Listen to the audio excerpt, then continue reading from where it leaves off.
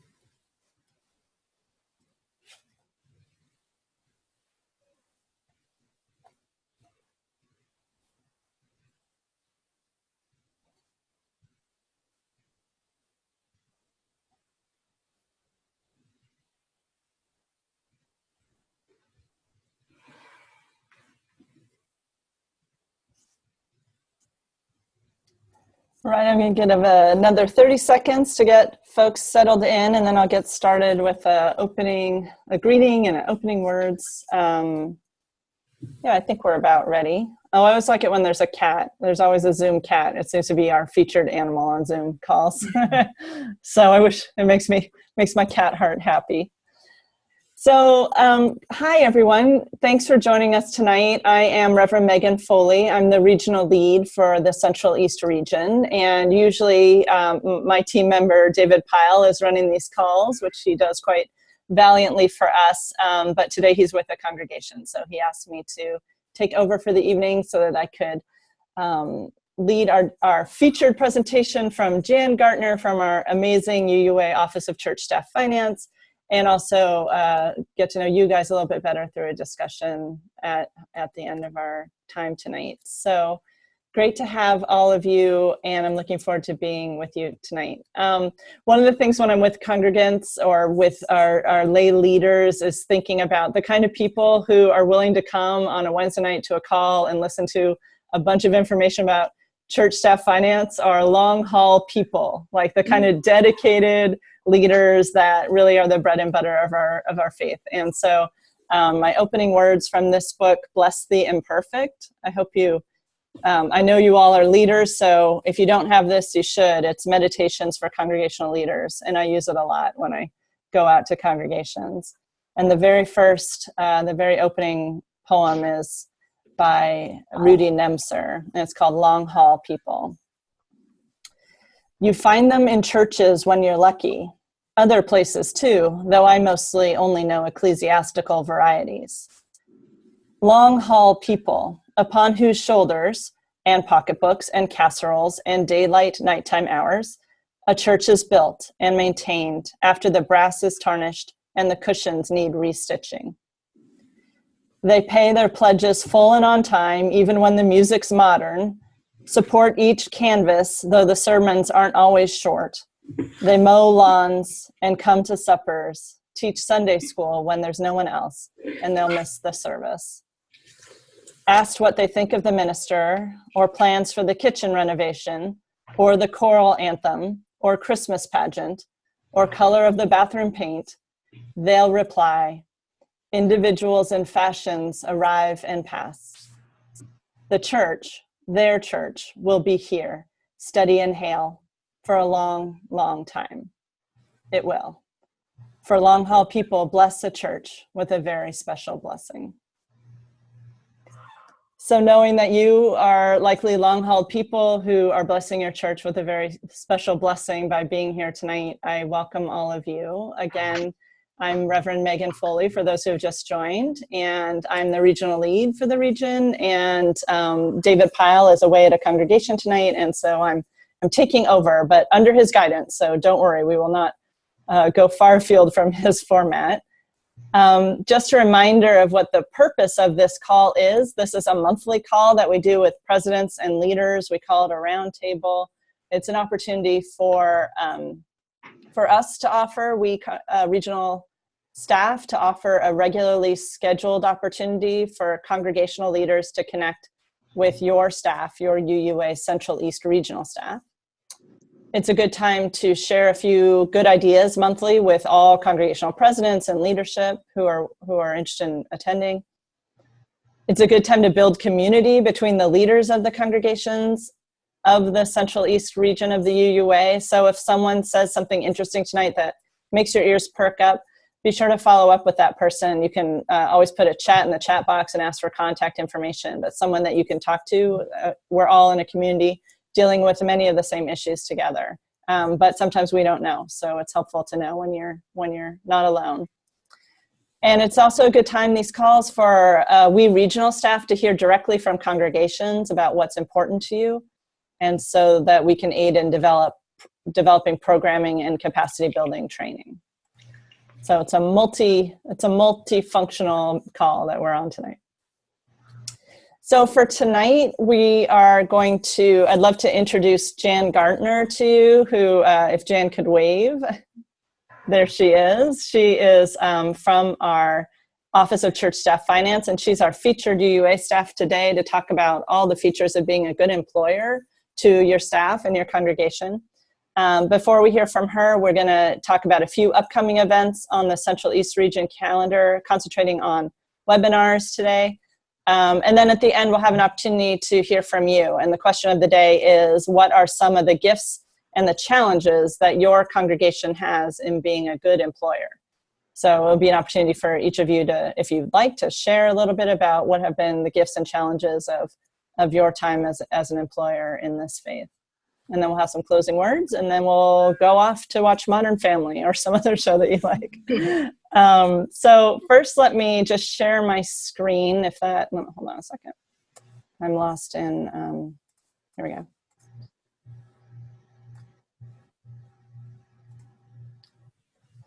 So here is a picture. We call it a little bit of I don't know if you've ever seen that book of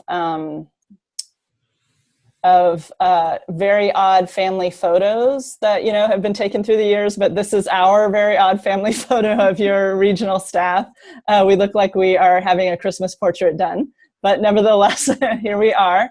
Hopefully one of these is a person that you recognize, or their name is someone that you recognize, because one of these folks is your primary contact to the Unitarian Universalist Association through the region.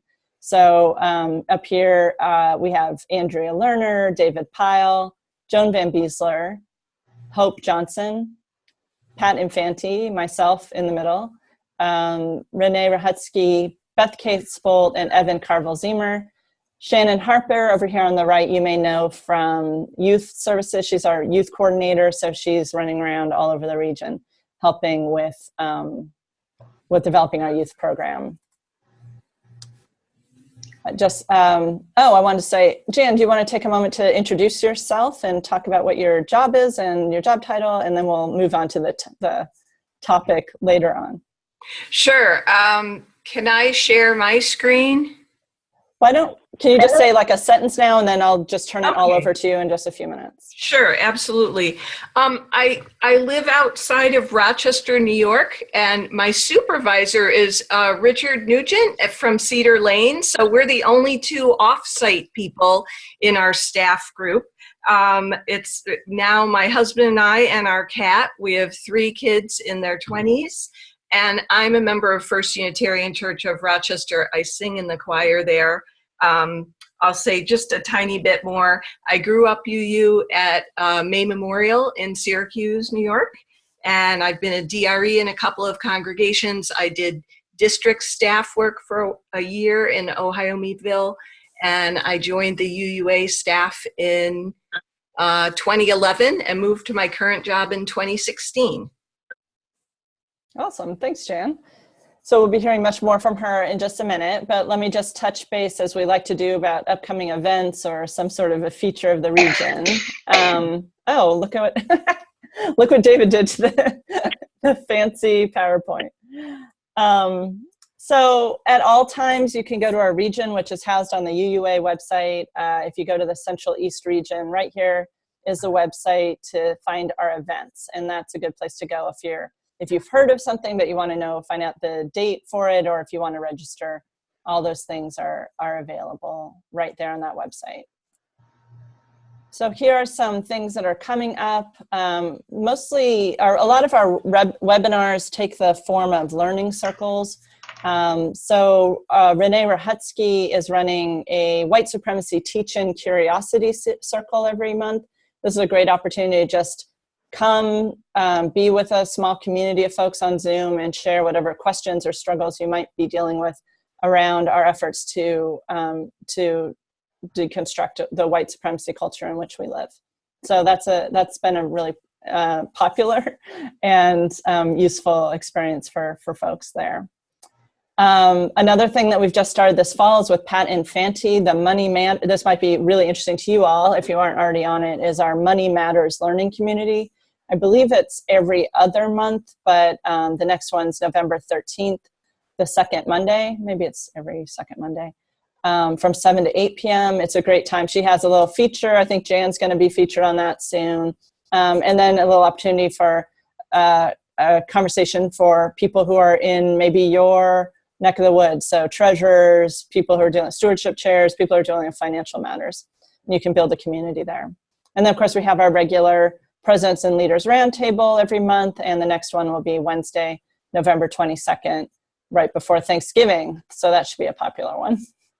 And of course, we have the UU Leadership Institute, which includes not only courses that you can take for a semester, but also on-demand courses that you can see from every sort of topic, from 101, UU 101 opportunities to intercultural skills, outreach and growth, being more welcoming to trans folks in your community, all sorts of things. And every semester there's a new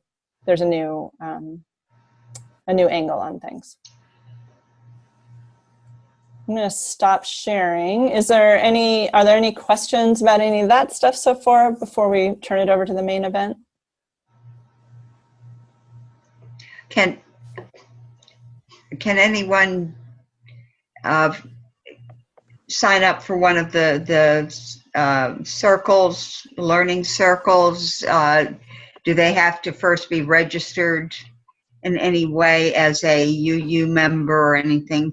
No, for those circles, the three I just described, sometimes we have registration-based webinars, but in those three things, they are pop-in.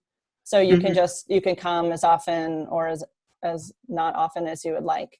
So feel free to just come in and see what it's like, or pass the word along to someone in your congregation too, if you're not quite the person, but there's someone else who might be interested.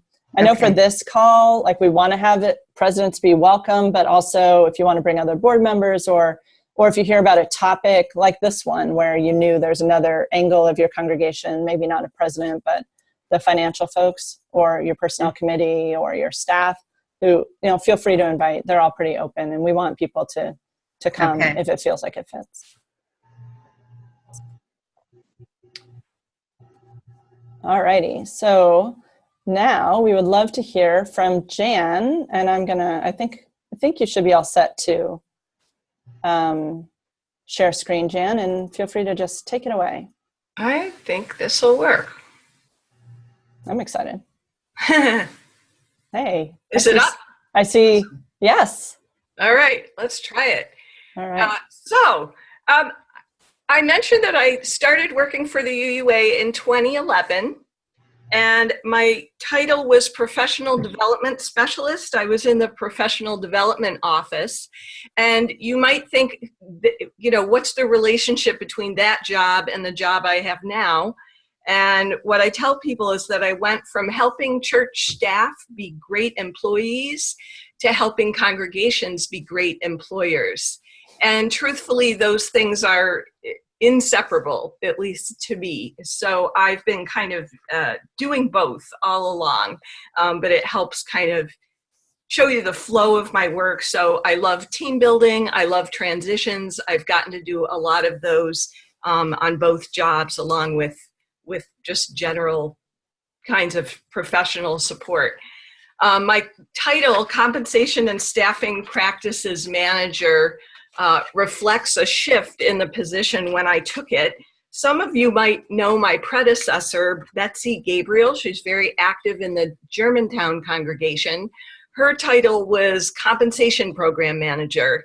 And so those things listed under compensation, that was pretty much what she did. She was 20 hours. And when she retired in 2016, there was a desire to add on more support for congregations in different areas related to staff. So we were able to bump that position up to full-time, and it was seen as a good match for my skills and interests. So I'm thrilled to have moved over to that position last summer. And so we're still the staffing practices half. We're still kind of making that up. It was kind of wide open. So things like the Fair Labor Standards Act was a big push last fall, education around that. Employer independent contractor comes up a lot, employment agreements, things with staffing levels and budgets. I try to be responsive to things I'm hearing from congregations that are, they're in need of support. So, we have a mission statement, our staff team. Guided by the values of our faith, we equip congregations for excellence as employers and their staff for financial competence and well-being. And I've really enjoyed living into that mission. I love working with both church staff and with congregational leaders like yourselves. Our office, as I mentioned, Richard Nugent is our director. And all of these people, Joshua Kraft is half-time for us and half-time for UU World. The rest of us are full-time in this office. So just so you see, when all of us talk to you guys regularly, there's nobody kind of in the back office. We're all doing things where we're interacting continuously with congregations around benefits, compensation. Richard also does, I think it's on the next slide, aid funds. Aid funds for congregational staff. If there's an emergency, we've given out some aid to church staff who've been impacted by recent weather events. I've listed the different benefits, and these are benefits that we get as UUA employees. Megan and I have these benefits, and they're the same ones available to the staff of your congregations. The compensation program, and we'll talk a little more about that, including the compensation consultants, the salary recommendations and benefit guidelines. And then this kind of stuff we're still figuring out, guidance on different matters relating to staffing and payroll. I thought I'd use our time tonight to talk about a few projects and initiatives. Make sure you're familiar with them. I'd love to find out from you which ones you've heard of, what's helpful, if there's anything else you think maybe I should be attending to. So these are the 4 things we'll talk about: compensation and staffing news, benefits tune-up workbook, the compensation program review that's starting to get underway, and a little bit about our compensation consultants. So, compensation and staffing news. I realized a few months into this job that there really wasn't like a list of people that were for just the stuff that I did, right? There's a UU money list, there's a UU leaders list. I really wanted to find a way to reach people that were specifically involved in supporting staff. So whether they're supervisors or church administrators who are usually involved with new hire onboarding, people doing personnel and finance stuff in their congregations, board members. So I started this newsletter, and it started with, literally in February, it started with 6 subscribers, 5 of whom were members of the Office of Church Staff Finances, and 1 lovely personnel committee chair in a congregation that I happened to tell about it that week. And I'm up to almost 400 subscribers. So I'm excited. It seems to be working pretty well. I usually have 3 blurbs that are a couple of paragraphs each. So you're seeing, about half of June 2017. For the past few months, I've included one piece each month on staffing for diversity. If you think you signed up and you're not seeing it, please check your spam, because I'm told that it is going to spam sometimes. So just a little tip for you. I'm going to do a little sidebar right here, because you'll see that I'm talking about, in this particular issue, I mentioned our onboarding checklist and benefits summary chart. So I thought I'd take a second and show you those in case you haven't seen those. The benefits summary chart, I like to give you a little backstory on what I do, because I think it's fun for me and for congregational leaders to see, like, why did we get that, So we got this because I, coming into the office, was confused. I was having trouble keeping track. Like, health plan, you need to sign up within 30 days of hire, but other insurance plans, it's 60 days. And I mean, there just seemed to be an overwhelming amount of stuff to take in. And it was all on different web pages, and they all had lots of words on them.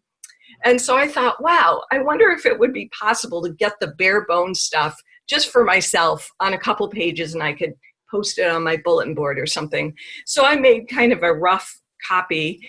And then somebody else was asking me a question, and I said, this chart might help you. And then I said to my colleagues, should we clean this up and post it? And everybody was like, that's a great idea. So here we have something that was the direct result of my own initial confusion. So it's just a simple, you can see the columns there, just giving basics about eligibility and enrollment timeframes and what our guidelines are for each of our benefits. The onboarding checklist is something, this one's 3 pages, so I'm just showing you one. And this one, having new staff have a good experience is just a special interest of mine. And unfortunately, it's been discovered that orienting and onboarding new staff in our congregations, it can be a little haphazard. Sometimes they come in over the summer, and the regular administrator is on vacation, and she's usually the one that does the paperwork, right? Does this sound familiar to anybody? Like, somebody comes in. I once I did a workshop on this at GA, welcoming new staff. And I put the word out on a couple of professional listservs. Tell me your stories, your stories of what went well in your first few days, your stories of what didn't go so well.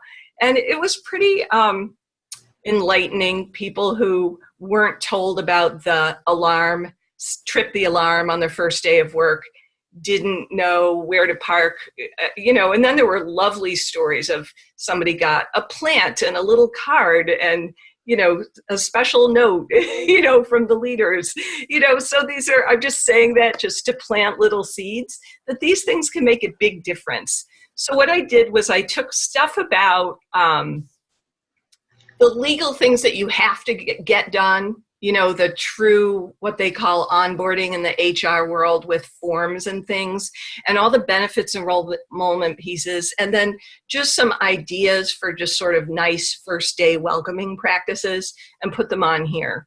So please know that that's available. It's on our staffing practices page, and there's a link here, and I'll make sure that you get slides. So that was our little digression. So back to compensation and staffing news. I'm kind of curious if a bunch of you are already on it, or you've heard of it, or if you know if anyone in your congregation is subscribed. Maybe I should unshare for a second.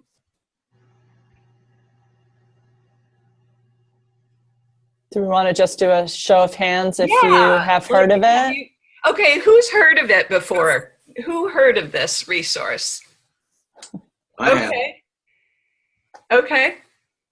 So of the minority who have heard of it, are you on it?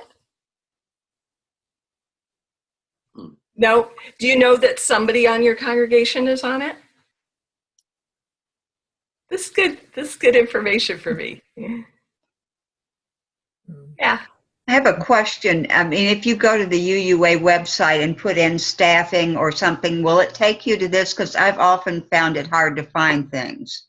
We did some rearranging over the summer, and we think it's better and not perfect.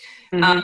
So this particular resource, we have an Office of Church Staff Finances publications page. So if you typed in Office of Church Staff Finances or Office of Church Staff Finances publications, you should be able to find it. But if I'll go see if I can find the link now. You can write to me. Yeah. Sometimes I just point people to things. And this month I changed my, what's it called? My signature. But usually I have this in my signature line too. So if you say, can you send me that link? And it's right in my signature line. So I can just send you an email back. I'm going to put it in the chat. Excellent. There you go. All right. I'm going to move on to the benefits tune-up workbook. All right. Now there it goes. We had a little challenge with we still have it, but I think we're making a little progress. We found that it was really hard for congregations to be compliant with all of the rules of our various benefit plans. And I've put up here some of the reasons we think that's the case, and you might know of other reasons, but it's a lot. There are detailed plan documents, and there are lots of words, and congregations, we don't even know who to connect with. It might be the treasurer's job in one place and the administrator's job in another. Somebody hires in, making sure that they're enrolled in a timely fashion, that everyone, for instance, here's an example of a rule. You can't decide on who's eligible. If you offer a plan, you have committed to making that plan available to people who meet our eligibility criteria. So I'll often discover that congregations have decided they're only going to offer a certain benefit to people who are at least 30 hours a week, when actually our rules say something different from that. So it's hard. We know it's a lot to keep track of. And so we thought, what could we do about it? Plan compliance is a must. It felt very important. It has to do with the law. It has to do with our agreements with the plan providers that we use. And this is about the commitments that you've made to the UUA in offering the plans, and also just your staff. So we were doing this hand-wringing thing. What can we do? And we had this idea. We'll make a document, a big scary document with lots of words, all the things that you can mess up, what you're doing wrong. Compliance is hard, right? We were looking at it from, this is a complicated thing, and we have to do something about it that scares you into compliance. That honestly was kind of the way we were going. If you just understand how critical this is, you'll fix it all, right? Well, we had a little rethinking, and I have to think that the terrible state of the world for this, because we kind of sat around the table and thought, there's so much going wrong right now. People are anxious. Life feels very complicated and intimidating and anxiety producing. And we thought, you know what, maybe we don't want to add to that. Let's not be intimidating and negative. And we really looked at it from your viewpoint. Well-intentioned volunteers and staff who are running a small organization. It's like running a little business, right? And you don't have a team of HR specialists and people to get it all done. It's you. you're getting it all done. So we understood that, and we really wanted to be helpful, and we recognize all those challenges. So we've reframed, and we want to say, you got this, and we're here to help you. And so we wanted to create something that felt user-friendly and generate some enthusiasm. And so what we've come up with is a benefits tune-up workbook. And so we're using the word tune-up like you're probably doing most things right, and we're going to do a little tune-up and check on everything and fix things if they need to be fixed. The idea of it is it's meant to be completed by a team, because we recognize that having only that one person who knows how to do the thing or knows where the form is kept, or only the one person who's authorized to whatever, that is a risky phenomenon in congregations. So we thought we want to really help you build robust processes and have some institutional memory. So there is more than one person who knows where that form is kept or knows how to do that thing. So that was our idea. We're calling it a beta version. There's a feedback survey. So we did our best. We're getting good feedback, but we will probably give the workbook a little tune-up after more people have given us their feedback. Here's one of the early pages. This is a typical page, is probably slightly lighter in text than usual, but we deliberately left plenty of white space. Fill in the blanks. We like this, choose one, yes or yes. Either yes, we found the document, or yes, we got a copy from the Office of Church Staff Finances. So one way or another, you're going to get that document, right? So we have tried to do it with just like one step at a time, making sure you have the documents that you need, that you understand the rules. So it seems to be working. So this was a paradigm shift for us. We really wanted to understand the challenge from your perspective and meet your needs. It was a real collaboration among us on the Office of Church Staff Finances staff. We used our institutional partnerships in communicating it out, not only our regional staff, but our professional organizations and others. And I have to thank the administrators. I'd love to know if your administrator is an AUUA member, because those folks really rock. And when I told them that I was doing this, they offered to help me edit it and get the word out and make sure people knew about it. And they've been tremendous. So I'm going to ask how many, okay, I'm going to stop sharing.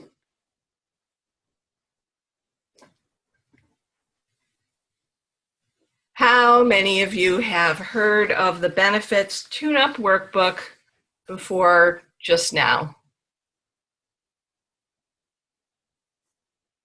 Okay. I have. All right. If you want to type it in or unmute yourself, how did you find out about it? Those of you who did.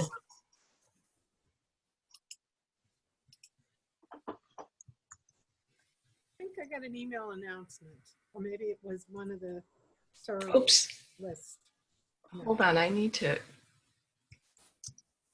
make my volume higher. Okay. She said she thinks she heard it from an email announcement or one of the Central East Region newsletters or something. Great. From David Pyle, great. Someone else seems like they also heard about it from David Pyle. Mm-hmm. Evelyn's shaking her head. Yes. So it was passed on from someone in the fellowship. So it's always good when you have the people who know that you're the one to talk to, right? Somehow or another. Get the information in there. And it's hard because, like I said, I went kind of looking for how do I get people who are involved with supporting staff to know about things we're doing that are to support staff. And I've kind of somehow every couple of days, one more person subscribes to compensation and staffing news, for instance, and I'm not sure exactly where they're getting it. You know, people are sharing it or whatever, but it's hard for me to know how to reach the right people in your congregation. So I'm hoping you can help me with that. I guess I was thinking if you'd heard of it, have you completed it? Are you working on it? Are there obstacles? Now that you know about it, could you imagine took it to our personnel committee, Glenn says, where it's on the agenda for completion. Awesome, that's a great idea. AUUA is the Association of UU Administrators, and they have a very active listserv and Facebook page. So I found them to be great resources.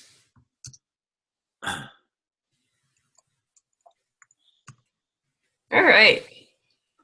I'm going to move on and we'll talk a little bit working on it. Yeah. Oh, good. I can't read the chat when my screen is shared, so this is good. I'll read it out for you. So Bob said he's working on it. We'll have a meeting soon to go over it and other personnel matters. And then Christine wrote, so would our very part-time office assistant be a member? It really depends on whether or not the person's hooked in. And I really suggest that if you have any sort of, especially if it's part-time, to have them hook in, because then you're never reinventing the wheel. These folks really know their stuff, and if they can ask any question and get a lot of information. So definitely let them know. I'll see if I can find the website for them when we're off the share screen. Yeah, great, thanks. Oh, I can do that now. Yeah. All right. So on to the compensation program. There's you're probably accustomed to looking at the charts for the salaries. I made a guide last year to the UUA salary recommendations that just kind of gives you a way to walk through. Because if it were really as simple as just, pointing to a number on a chart, then nobody would ever, have any problems or questions. And people do have problems and questions, and how do I decide where somebody falls in the range? Or what if somebody's job description doesn't really match any of the jobs on the chart? So I put together a guide to help with that. You should know that we historically have posted for the following program year, July through June, in January, maybe even February. But we know that if you're in a transition period, if you're thinking about adding a staff position, something big is coming up, you really are probably working on that in the fall. So we wanted to try to back it up as somewhat. We hope that those recommendations, or the salary recommendations for the 18-19 program year, we expect that they'll be posted by the end of November, and maybe even more like the middle of November. So that's the big thing that's happening right now that we're trying to finalize. And then we also have gotten underway with a comprehensive review of the compensation program. I want to give you a little history so you kind of understand where we're at with this. As you might imagine, before there was a compensation program, salaries were benefits, anything about compensation was pretty much arbitrary. All right. So you went to work somewhere and you worked it out with them, and, it might not, the salary that somebody was paid or the benefits they got might not have any relationship to what they would get if they worked in a similar congregation across town. They might not be aligned internally. There might be staff members with similar levels to responsibility, and one's paid a lot more than another. It really was whatever each person worked out was the general way that people got paid. This was recognized as a problem for many, many, many years, and this 1990 committee was not the first such committee, but it's actually the most recent committee that set out to find a good solution to the problem. And in 1994, they put out a report called To Sustain the Living Tradition. And they named the challenges. Those challenges are really not as different from today as you might think. Just sort of setting the intention around making compensation a priority, dedicated leadership, sustainability considerations and budget challenges, and a sense of urgency for our faith, a recognition that paid staff and religious professionals are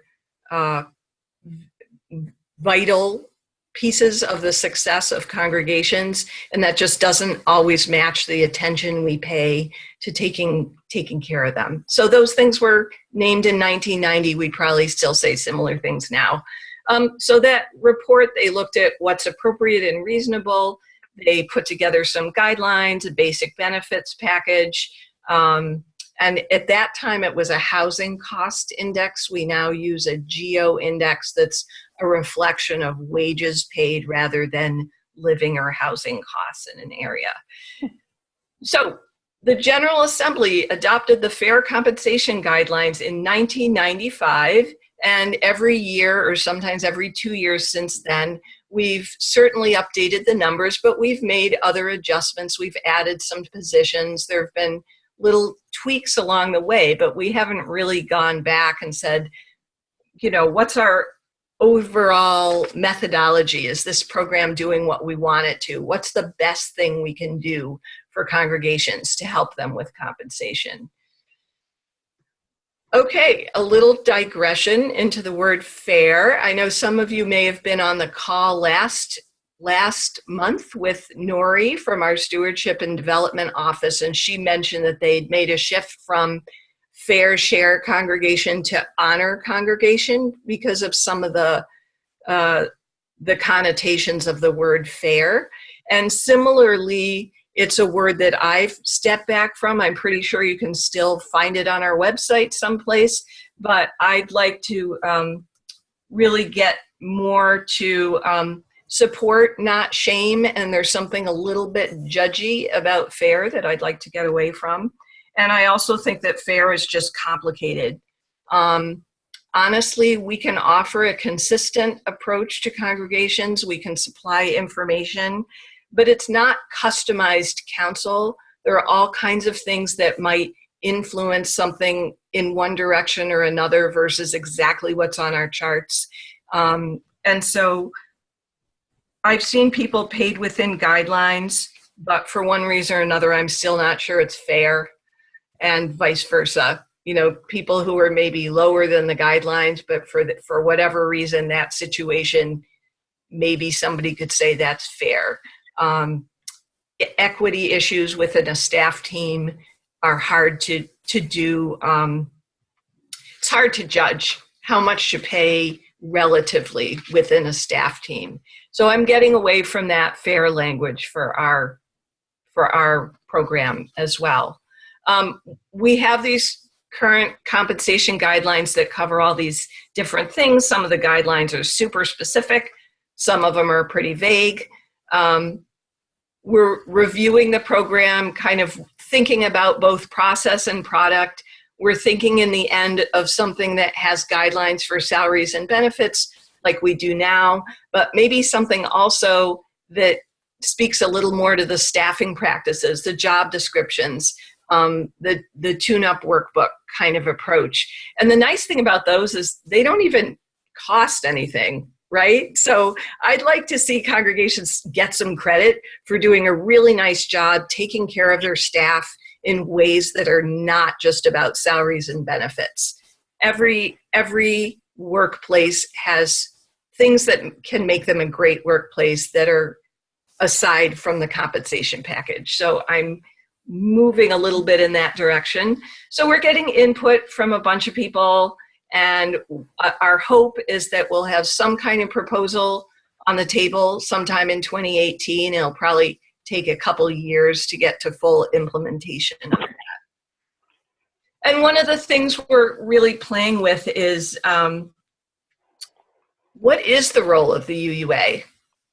what is the best thing that we can be doing for congregations in terms of supporting you in providing good compensation to your staff. And that might look like something very different than it does now. We're kind of open to whatever it turns out to be. And we don't want to make too many assumptions about what it's going to look like. This is a brand new thing that I've just started talking with stewardship and development about. I'm trained in polarity thinking, which is just a fancy way of saying both and.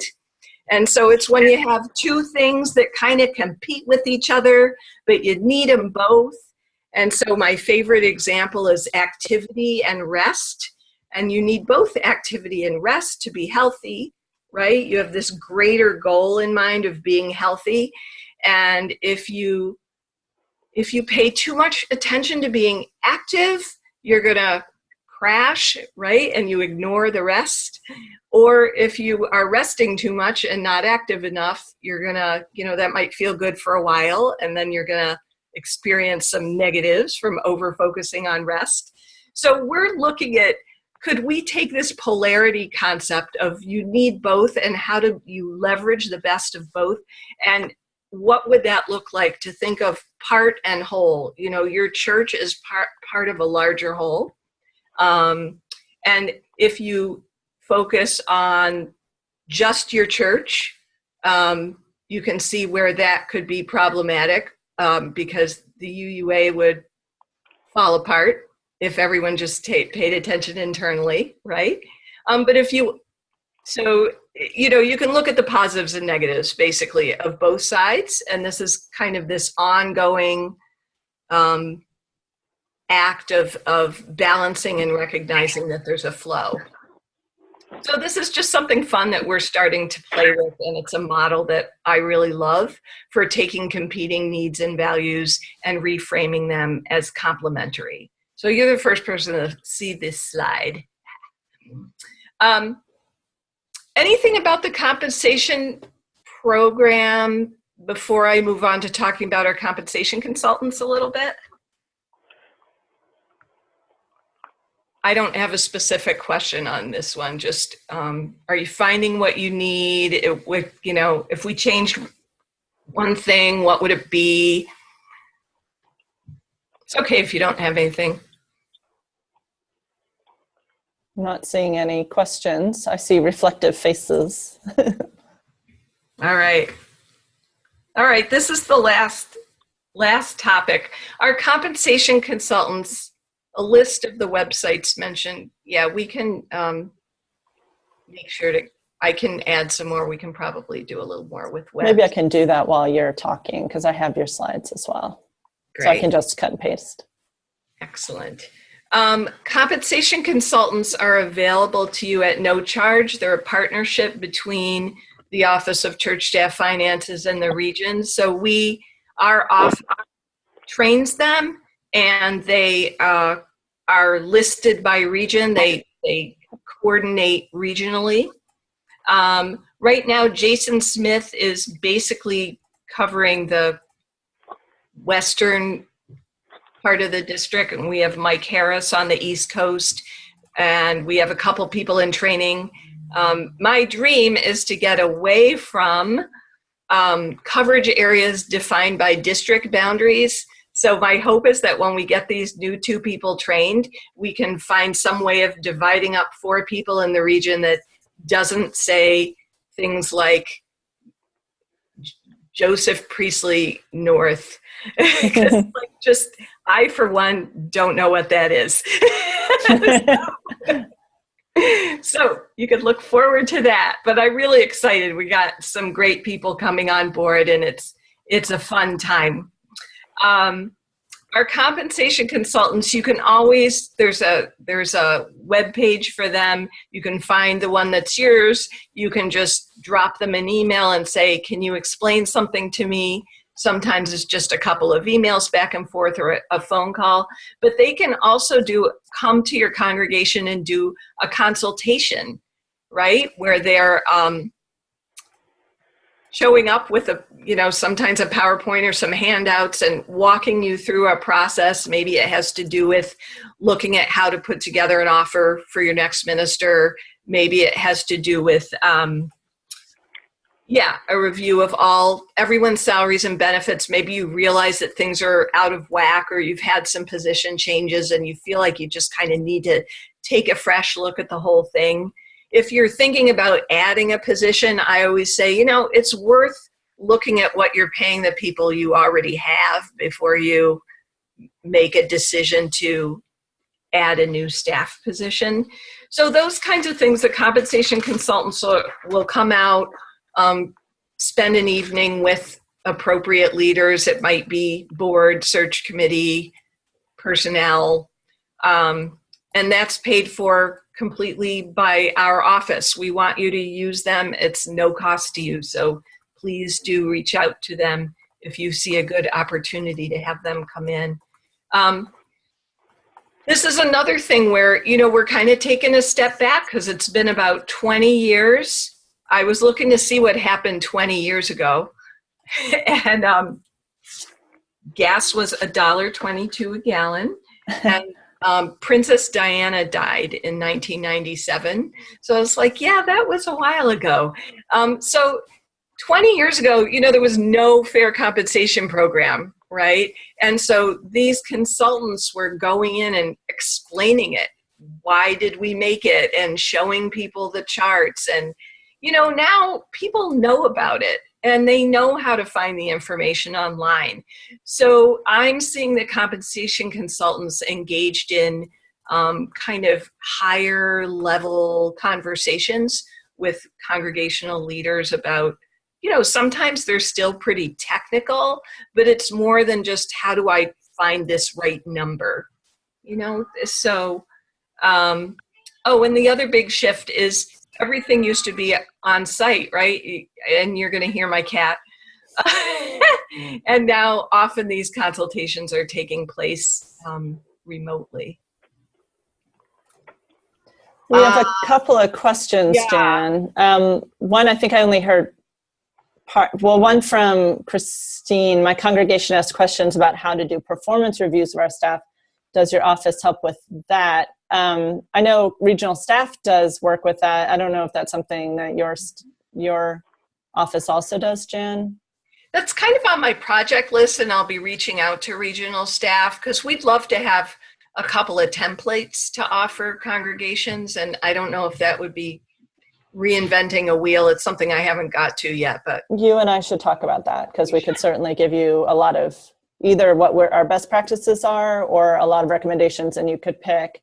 But Christine, I'm happy. I don't know who your primary contact is.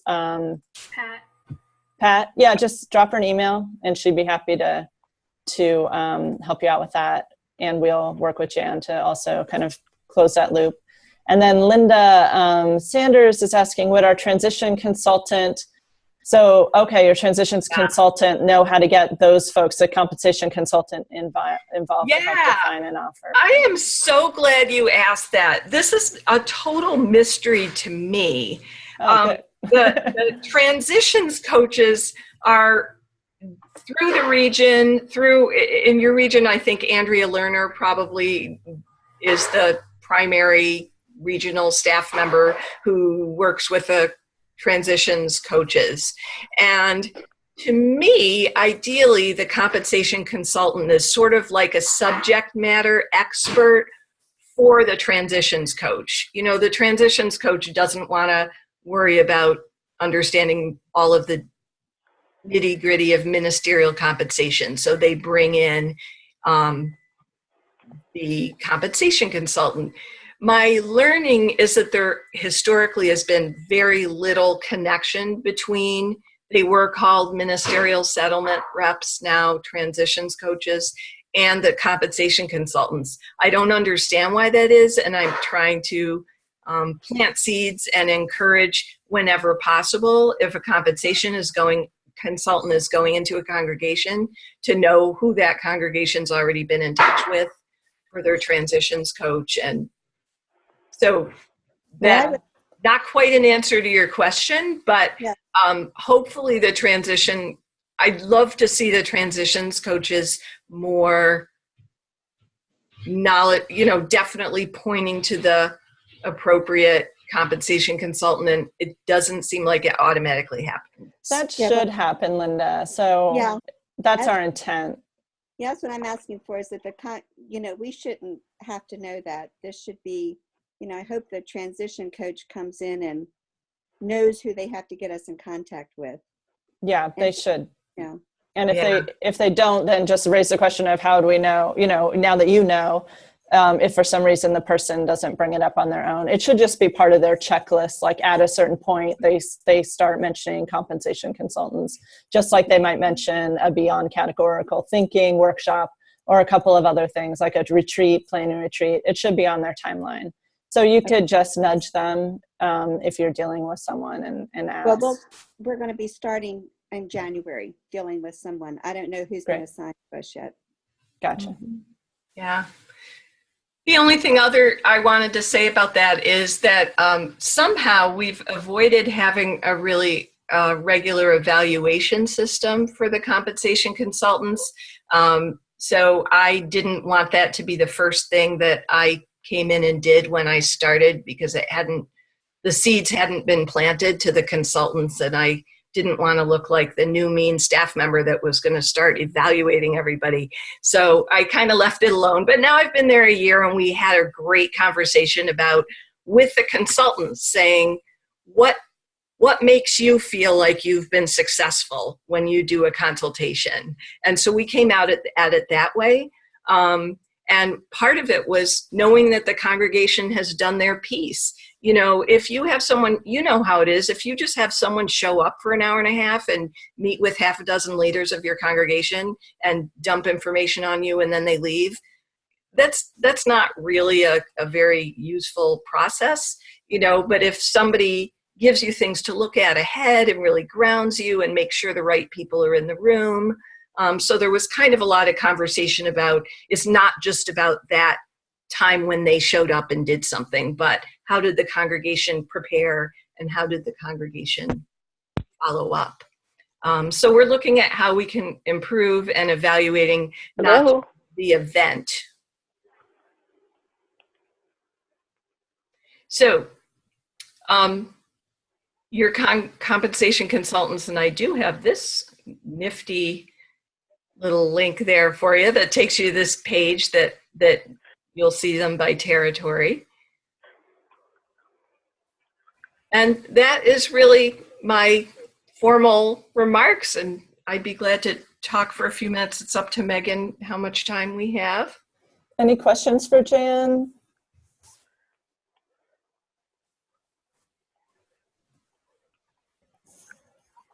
She's available, relentlessly useful. So if some questions come up later, or if you subscribe to some things, I believe I captured all the links and put it in the chat. So if you go to the chat, you should be able to see most of what she's suggested, including the publications. I put in the tune-up workbook itself, so you can get that right there.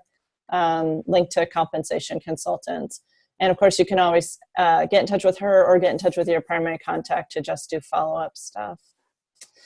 So is that chat part of the recording, or? It is, yeah, but it might, I don't know I can't tell if you're on a phone, or it would be something that would pop up on the screen. It's not something people on the phone can see very easily. No, I mean, I'm seeing it on my computer, but I'm saying Okay. afterwards, can I access all these links? No, you won't be able to get it back after the call ends from this chat. So I would grab a hold of them now if you can. Copy and paste. Yeah, copy and paste, exactly. Okay. I think there might be a way to save the Zoom chat, actually. All right, that might be above and beyond my nominal skill level on Zoom. Yeah, if you see a little more thing near the bottom and you click, oh, look at that. You can save the chat. I don't know where it goes, but I know I've done it before. All right. Show and finder, it says. So at the end, someone have another question? You had mentioned newsletter, and I'm not aware of, I don't believe I've received any of those, and I'm not sure, maybe nobody's mentioned receiving them. I'm wondering how to make sure we get subscribed. Yeah, that'd be great. Well, one way is to send me an email and I'll just send you that might be the easiest way for you. You can send it to me at comp@uua.org and I will just shoot you an email back with the link. It's a 3-second sign up, name, email, congregation, and role. And finance people should be getting that too. I mean, so it's really up to your congregation. I know there are congregations that signed up it seems like a whole crew of people from personnel and finance and board, and others, they just tell their administrator get on it, and it's whatever you think. Yeah, we find every congregation's a little bit different about internal communication. So pick the system that works for you. Sometimes it's better a blanket policy where everybody's got it and eventually someone will read it. Or sometimes you have a target person because people just don't want their email inboxes so full. So you can pick and then go from there. I think sometimes it's easier. There's a risk if you have more than one person that everyone's going to assume somebody else looked at it. On the other hand, I think it is nice to know, like, oh, did you see that thing that got posted in the newsletter, and then you have a couple people you can double check with each other and make sure the right people follow up or whatever. Any other questions for Jan?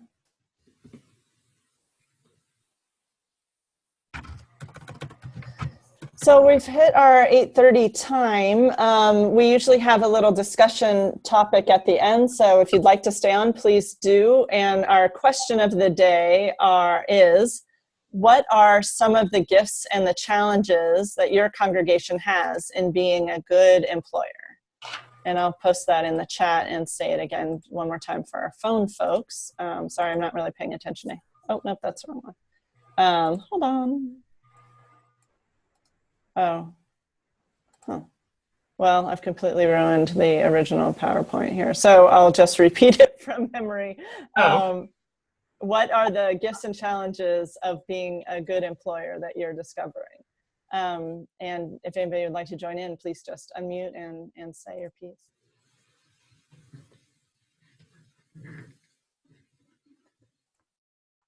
I'll start if you can hear me with my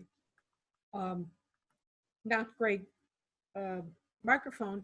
The gifts, I would say, are that we are a small congregation and we don't have a very complicated staff. The challenges, we're a small congregation and we don't have a very effective system for following up on the staff that we do have. So they kind of go hand in hand. So I can hear her. Some people can't apparently, but she was saying that because she's from a small congregation, she both has a small staff, so it's sort of a small challenge in of itself, but she also doesn't have the congregation doesn't have the resources or a lot of deep bench ability to manage the personnel aspect of things, which we find in a lot of our congregations. So good for you for being here and for making the valiant effort. I'm sure your staff appreciate it. I'll jump in and share something. Pretty much what Catherine just was saying. We're very small, and one of our challenges is, compensation and being fair and having fair compensation, and the staff being part-time. Our minister's part-time, our new DLFD is part-time, and our office, we call our office assistant, is even less than half-time. So they're all around, and you try not to overuse them or overburden them. But I'd say the other challenge I wanted to say is what I kind of said in the chat there is all of the staff is supervised by the board. So here we have professionals being supervised by volunteers, and not just volunteers, but a group of people, and we meet once a month. So we've had issues around trying to figure out how to review, when to review, who's going to do it, what standards do we go by. This is just in the last year, 2 years. So if we don't happen to have anybody on the board who knows about HR things or knows how to, interview an employee or talk to an employee, we're kind of at a loss. And I'm new as a president, and I definitely feel at a loss to it. So I don't feel like a leader in this area that I can kind of guide the board to say, we're going to sit, here's how we're going to review. So yeah, it's a weakness that we need to work on and get guidance about. Yeah, I really hear that, Christine. That is so common. You have this transitional group of cheerful people who often just want to go to church on a Sunday. Next thing you know, they're on the board and they're managing people's professional lives. Right. So it's a big deal. And so I want to just acknowledge that you are definitely not alone. That is true of most of our congregations. And I think that's part of what I'm really glad Jan's here to hear, because sometimes we can create targeted materials like maybe something for new board members as employers, so that you kind of have something like that benefits checklist where right. These are sort of the standards that you want to be thinking about, and then we can support you in making sure that those get met. Great. Yeah. I have a couple of, can you hear me? Yeah, can I let Robin go? Because I know she's been trying, and then we'll have you go after Bob. Go ahead, Robin. I was just going to give good news. So the gifts of being a good employer, we have, last year, 2 years ago, we were able to give health insurance to our director of lifespan faith development and our office assistant. And, we were able to pay our office assistant, within the FAIR guidelines. We were able to do a lot of things. We have a congregation of about 200. We were able to do a lot of things. And one thing will say is that it made the congregation feel like they were living their values. We go out in the streets and we fight for 15 and things like that. And then we weren't paying our employees a fair wage. And we weren't paying our health care on our employees. So one of the things we did is when we tried to sell that to the congregation during the stewardship drive is use it as a value drive. Like, what are we going to live our values as a congregation, or are we not? And I understand that's not capable for every congregation, but for ours, it was just a matter of pulling up our pants and getting our work done. So, and just living those values. So, yeah, and it feels really, really good. And so I just kind of wanted to share the good news. That's all. That's awesome, Robin. Thank you. I think that's really so important. And what a difference you're making when you provide adequate compensation and benefits to a group of people or one person. That's a huge thing, right? We all know that from our own experiences. Bob. Yeah, so we've gotten on the fair compensation bandwagon the last couple of years. So we're making progress there. But I wanted to say, in terms of performance review, we've been working on that for 8 years, trying to get better documentation. And so we have some documents that I could send to you. I could put in my email address and you can contact me and I could send those to you, because we've worked on them and we've sort of polished them. They're not perfect by any stretch of the imagination, but it's a start. And if you're kind of struggling with it, then it might be a valuable start. Great. So, yeah, go ahead and do that. I think any congregational success story is a good one. And we have a lot of, if you sit down with your primary contact or just call them too, we can walk through the kind of assessment system you're looking for that won't feel onerous. A lot of them feel quite onerous and a little stressful because you're not sure you should be doing this anyway about your minister. But there are certainly options out there that are not that stressful, that are continuous, and that also look not just at the minister, but at the ministry of the church and in totality, because that's important too. So we can as a village get resources to you. I'm thinking that maybe I should pass these through somebody, and I'm not sure, so that they can look at them and compare them with what you may already have. Do you want to send them to me, Bob? I'm at mfoley@ua.org, and I'll just put my. Okay, that would be great. It's in the chat there. Okay, great. Yeah. Yeah, or if any One other thing primary contact's a good choice too.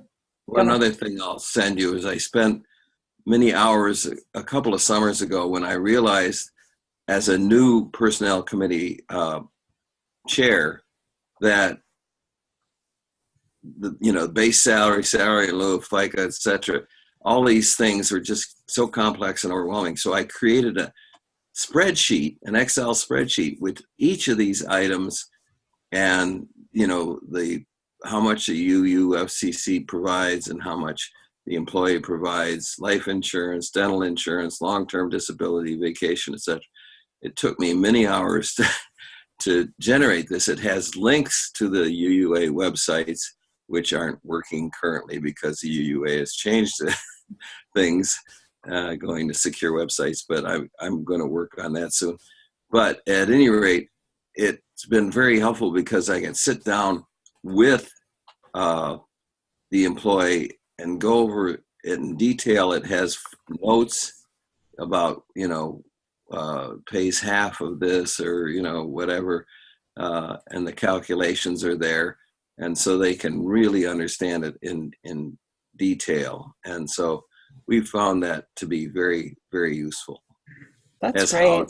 has, professional expenses. It has all of so you ultimately see the cost to the congregation and how that cost arises. So Bob, would you send that to Jan? I put her email in the chat, and I think okay. it might be useful for you, Jan, just to see. I'm sure you have something like it, but it might be a neat tool. Something that I'm not very happy with, so I'd love to. Yeah, it's always great when the people on the ground get it done for you. And can I just lift up that, Megan, in talking about performance evaluations, I noticed that you said the word continuous, and when it's this, oh darn, it's April, we have to do the, I mean, it's really ideally it's a conversation that's all year long, and it's not meant to be one daunting, annoying, scary. Yeah. Right. Yeah. Yeah. Yeah. And to be supportive. Right. Any last thoughts on joys and challenges of being a good employer? Go ahead, Colin. Yes. We made our settled minister a chief of staff, and then he left. Mm-hmm. In fact, we have 100% turnover of our staff. Mm-hmm. One thing that we're looking at in restaffing is someone at the UUA, in addition to the charts of the different, what was formerly called fair compensation rates, put together for ministers a spreadsheet that went through adding up all the different benefits for ministers. And I copied that onto other pages in the Excel file and renamed them for the other staff positions. And while I was doing it, I put in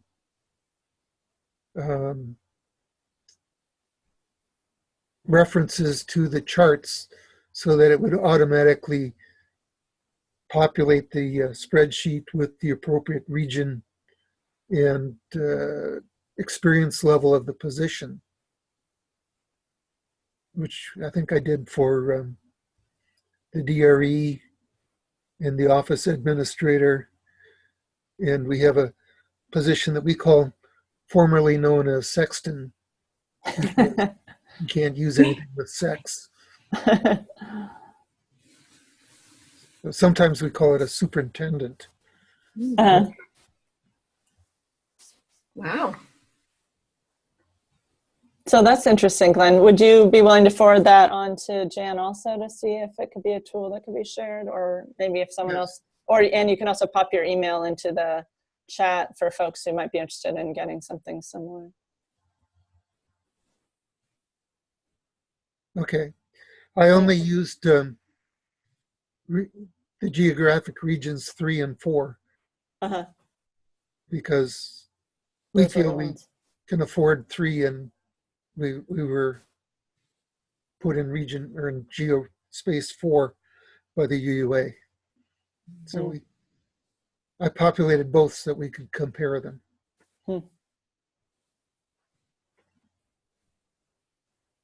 I can give a 30-second spiel about the geo index if you want. Sure.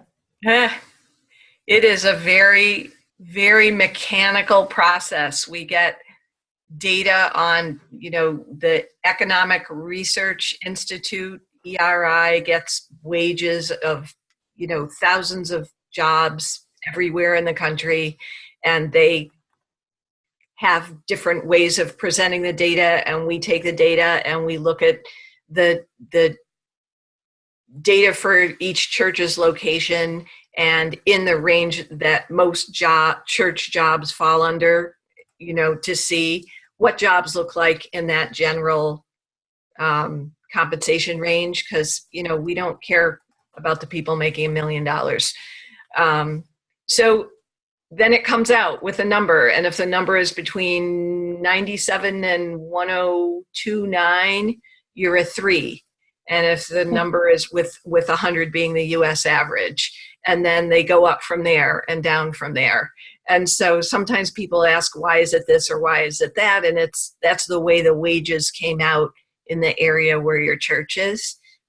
So we are, some people ask if they can switch theirs for some reason or another. And we're, you need to do what is going to work best for you. And you might, for some reason, think that a lower note, we're going to leave it. If it came out a 4, we're going to leave it a 4.